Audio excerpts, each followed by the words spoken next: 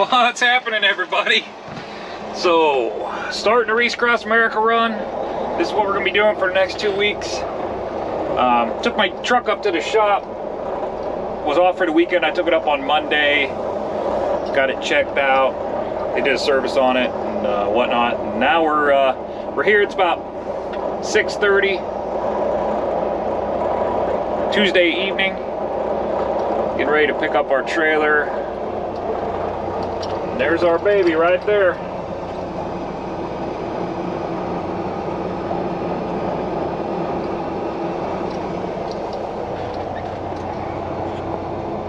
That's our trailer for the next couple weeks. I'll get hooked up and get this thing back to the house. Get it all packed up tonight. And wife and I will be rolling out tomorrow morning. So, talk to y'all soon. Here we go.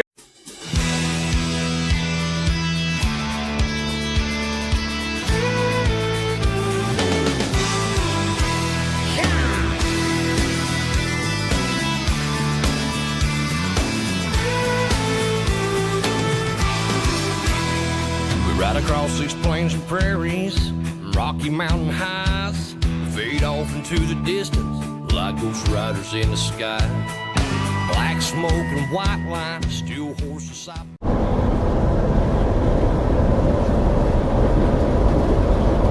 It always takes me a minute to... There's always like a 20 or 30 second long section where I'm just sitting here like, rubbing my hands or whatever. Yeah.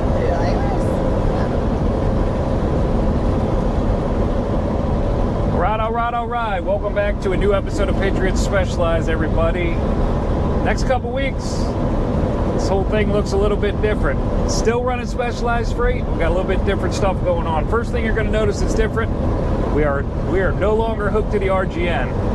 We parked the RGN and snatched up the Ace Doran Bennett Family of Companies van trailer to go up here and do the Wreaths Across America run. Second thing, probably more importantly, the second thing you're going to notice that's different is I got a co-host this week. Not only is she my co-host this week, but she's my partner in crime, also my partner in life. I want to welcome my wife, Stephanie, to the channel. So, as you know, you've heard in a few episodes in the past, the past couple episodes, I was talking about doing this Wreaths Across America run.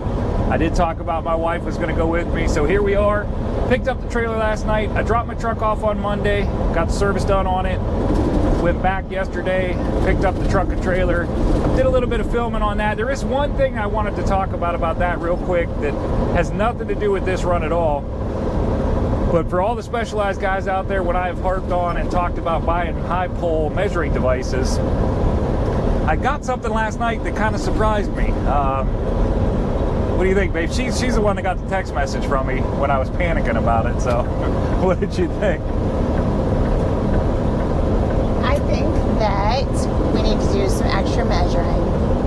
Ain't that is no joke. So what I found last night was I've always wondered, if you've been in the industry at all, you know that the van trucks and flatbed trucks are set up differently. The fifth wheel heights are different for each one. So I was wondering what height the trailer was going to be with my truck hooked to a van trailer. It kind of concerned me a little bit. So when I got hooked to this trailer last night, I immediately got the high pole out and took a measurement on it. And my high pole came up with 13 foot 9 inches, 13 foot 9 and a half is what I came up with. And I was like, man, this can't be right. It just can't be right.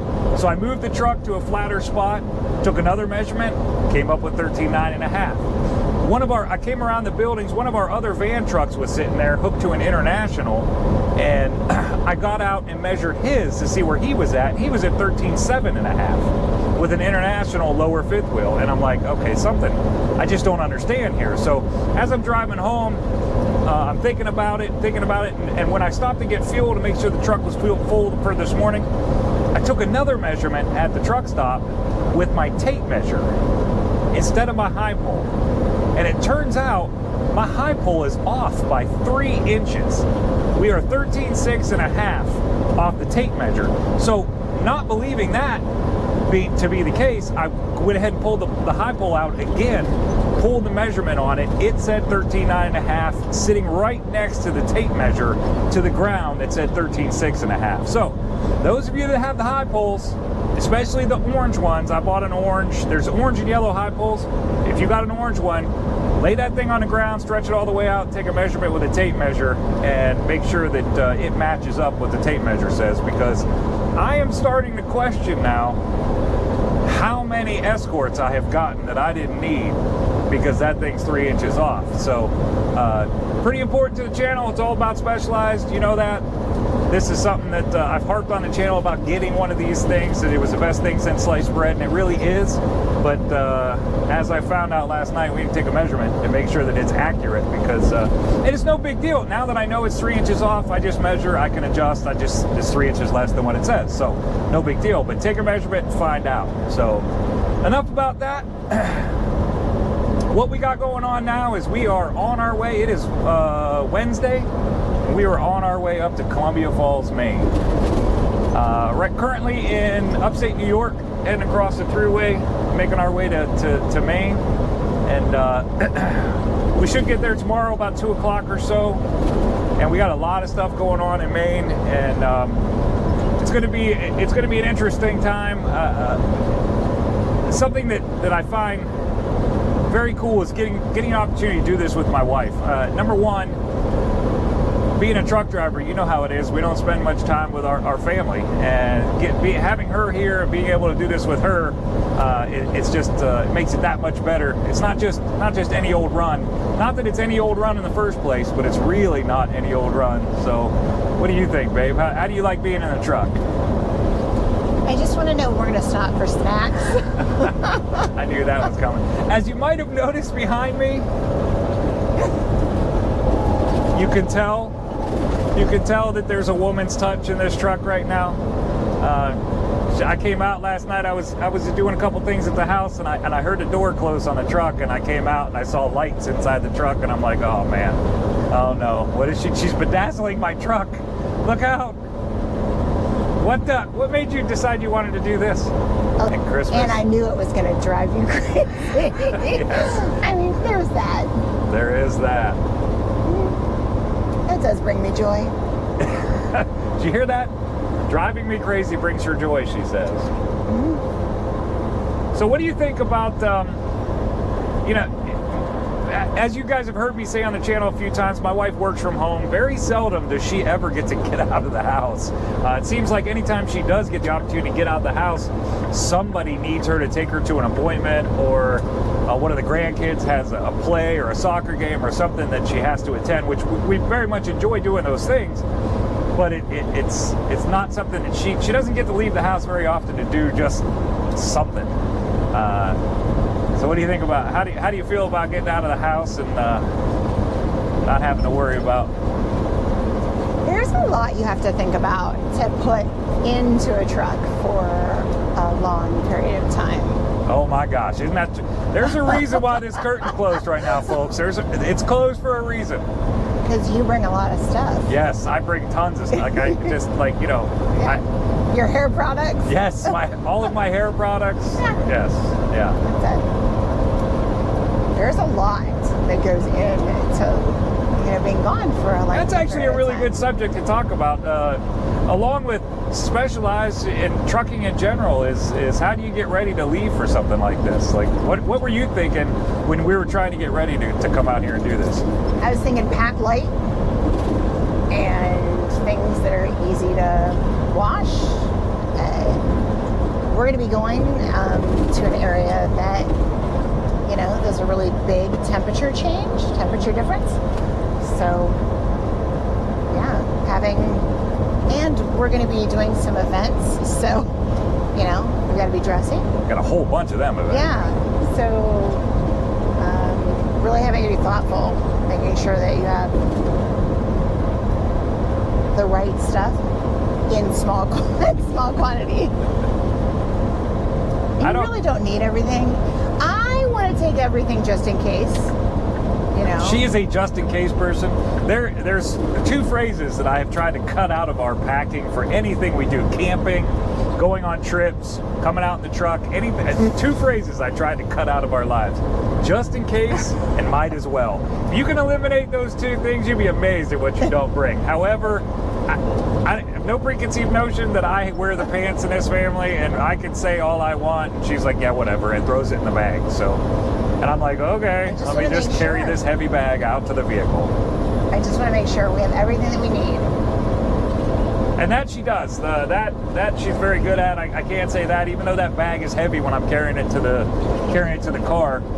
When somebody gets into a situation where we're not in the house, she generally has what we need to take care of it. So that's something to think about when you're getting ready for a trip like this, where you got, this truck isn't really designed. It isn't set up to have 2 people in it, so it's a little bit tricky. It's something we had to think about. And there's 1 bed, and it's super duper tiny. Well, but yeah, you better like each other.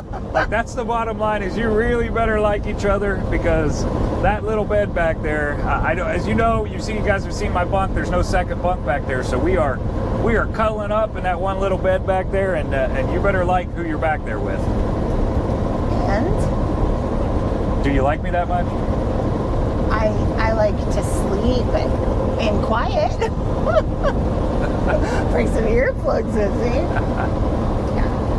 How do you feel about this run we're doing, the Wreaths Across America program, and the fact that we are getting to go run a load of wreaths down to Andersonville and be there to place them? What does your gut reaction say when I said, hey, we're getting to do wreaths again? What did your gut tell you? I was so excited. It's such an honor to do this run. You sort of get choked up, right? I will get choked up thinking about it. There will be a lot of video of one of them or both of us crying during this whole thing. I can probably say. We're a military family, so thinking about my dad, my grandpas, our kids who are military. Yep, we got a few of them. So seeing the families when they come and place wreaths on their family member's grave, it's just an honor to be able to support that for these families. That's true. So, it just makes me tear up just thinking about it. This is going to be what you're going to experience over the next week and a half with the 2 of us. We got her a camera too. She's going to be filming the same time I'm filming. What you're going to experience over there, if we do our job, which is our goal, if we do our job through the channel, we're gonna be able to take you guys on this adventure with us, and hopefully we'll be able to put the same emotion into you watching the screen as much as we are feeling it. And I promise you, if you're a veteran or you have family members that are veterans, and it's something that you feel strongly about, you will absolutely be on an emotional roller coaster over the next couple weeks here. So we're going to do our best to bring you along on this journey with us, and give you seeing this from our perspective and our eyes, seeing this from someone who, we didn't do any of the planning for this. We didn't do any of the fundraising. We didn't do any of the planning. We're not invested in that way. We are simply the blue collar side of this, where we're bringing this stuff to them and then being part of putting it out. So we're going to do our best to show you guys and let you see what that experience is through our eyes, and hopefully we can accomplish that over the next week and a half. So, well, there we go. We're going to leave you guys there for tonight. Should be on site tomorrow about 3 o'clock or so. Probably shoot a little bit of film tomorrow. We got a little spot we're going to stop tomorrow. I think I showed you guys in a couple of the videos at Hogback Mountain in Vermont. Supposedly from up there at the top of that mountain you can see 5 states, so we're going to stop and find out tomorrow. So stick around, and we will see you guys on the next episode. Have a great night and stay safe. All right. So Mom and I stopped at the Hogback Mountain. It is a spot in Vermont on Route 9 that is pretty high point. According to according to the signs, you can see for 5 states.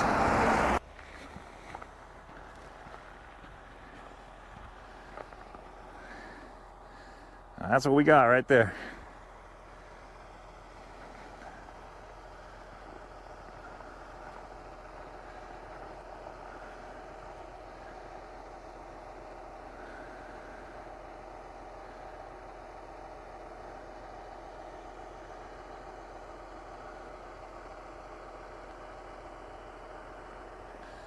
It's a pretty cool place to stop. Normally, probably because it's 21 degrees outside right now, normally you have a hard time getting in this place. There's really not parking for truck. Really not parking for trucks, but today they weren't open yet, and it's pretty dang cold out, so there's plenty of room for me to get the truck in and be able to shoot a little bit of film.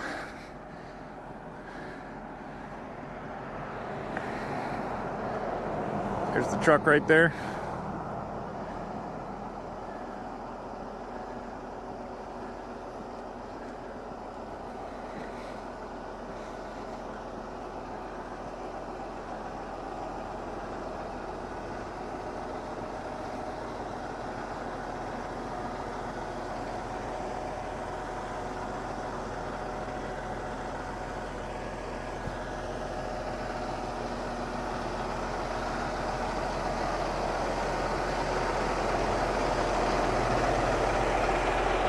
She's all dirty right now. We're gonna get her cleaned up. But